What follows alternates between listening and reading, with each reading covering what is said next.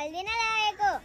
यो बासी भात कहाँ फ्याल्ने हो त? यहाँले म यसको खाजा बनाएर ल्याइदिन्छु। तपाईँलाई यो बासी भातको खाजा खान्छ जस्तो लाग्छ?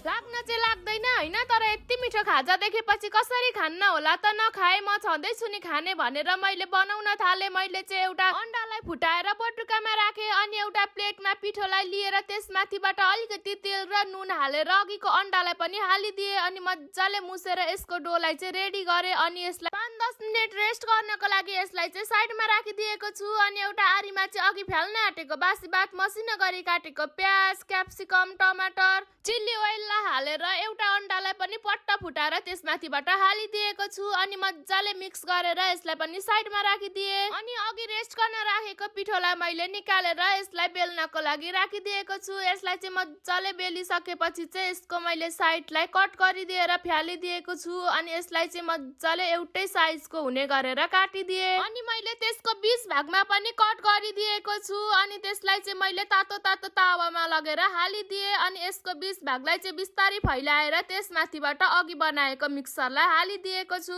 यसलाई चाहिँ हामीले लो हिटमा पकाउनु पर्ने हुन्छ। एकपट्टि राम्रोसँग पाकिसकेपछि मैले यसलाई बिस्तारै अर्कोतिर पनि फर्काएर पकाएको छु। यो चाहिँ दुवैतिर पाकिसकेपछि हाम्रो बासी भातको खाजा चाहिँ खानको लागि रेडी भइसकेको छ। अनि मलाई यो बासी भात फाल्ने मान्छेलाई चाहिँ खान दिन मन थिएन। उसले नै हतार हतार थाल तानेर खाँदै एकदमै मिठो बनेछ भन्दै थियो। अनि हामी आमा छोरी मस्त इन्जोय गर्दै खायौँ।